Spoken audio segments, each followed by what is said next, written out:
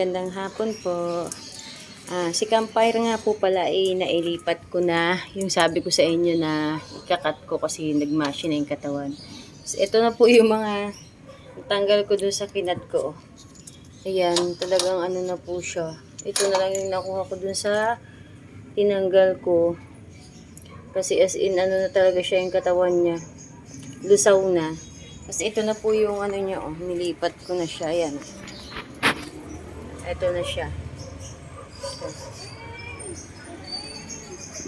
Ito na po yung kasamahan ni Campfire. Nilipat ko na sa mas maliit na paso. Kasi hindi ko muna siya dinilig. Kasi baka magmashi rin. So mukha namang okay siya at maganda. Ayan. Tapos ito nga pala guys. Ito talaga itong mag-get si Agaboids. Masyado rin po itong sensitive. Hindi ko naman ito masyadong dinidilig pero tingnan mo nagmashi po yung katawan niya na kalahati pero ang tigas naman ng iba. Tapos ayan unti-unti na siyang nagmamashi yung kanyang Ito ayan. Ito din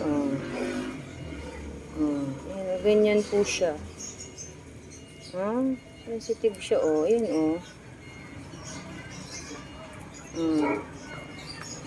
Ayan, ang ganda-ganda pa naman sana niya Ayan, nagmamashi siya. So, patong ko lang po muna ito dito. Ayan ko lang siyang may air dry dyan. Tapos hindi ko na siya gagalawin.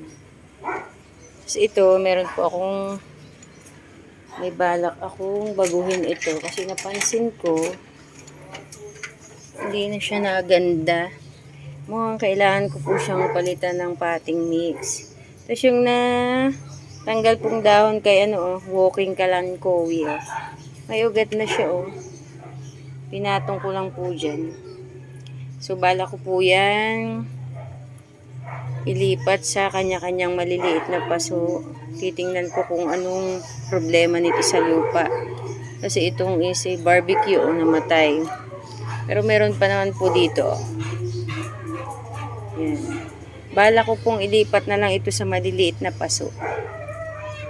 Naubos na rin si Jade handahon. Guys, tara ilipat natin to.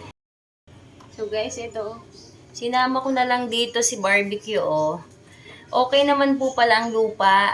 Hindi ko lang po pala nadidiligan. Tuyot na tuyot.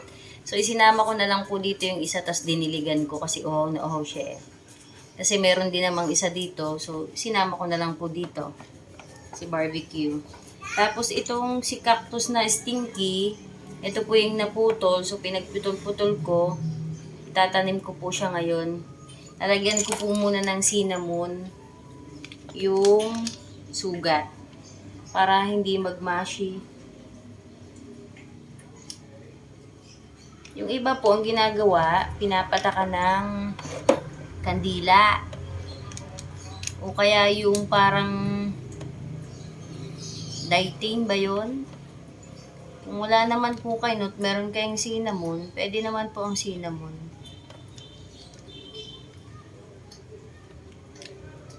Ito pong ginagamit ko kasi ito lang po ang meron ako.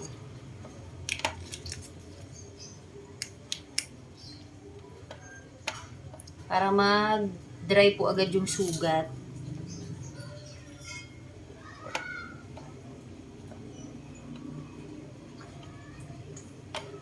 Tapos hindi po ito pwedeng diligan.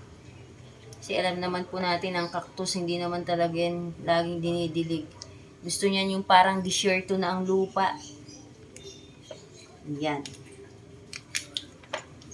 So, dito po natin itatanim. Pagsasama-samahin ko lang po dito. Okay.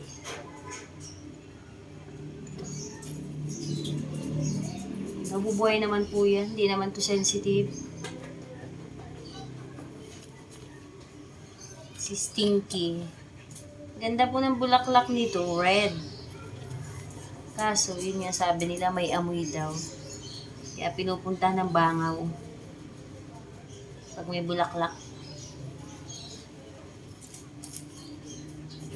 Yan. So, ganito lang po yun Tapos ilalagay ko lang po ito sa shaded area din. Tapos hindi ko rin po siya didiligan. Tapos ito po, yung natira dun sa aking cabbage rose. Ito na lang. Nag-iisa na lang. So dito na lang po sa maliit na paso. Yan. Sensitive po talaga siya. Ewan ko ba? Ang dami po nito dati. Tapos ang laki ng mother nito. Tapos ang daming baby. Isa po ito sa baby. Nangamatay na po silang lahat. Ito na lang yung natira. Tapos ito po yung isa din sa naputol sa campfire. So dito ko na po siya itatanim. Sa mug. Ayan. Hindi ko na rin po muna didiligan. So dito yan. Ayan po. Ayan. Tapos ito si kalankowi na napakaliit. Na may ugat naman. Ayun May ugat naman po. Sasama ko na sa gitna nito.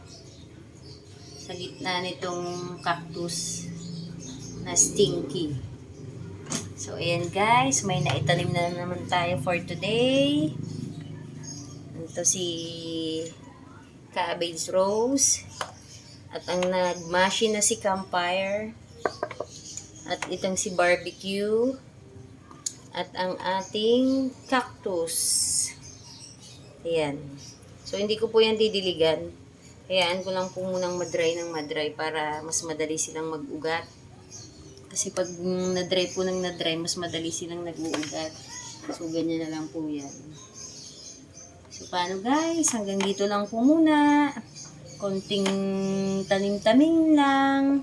Tapos magdidilig po ako ngayon ng iba kasi medyo uhaw na sila. So, bye guys! Thank you for watching!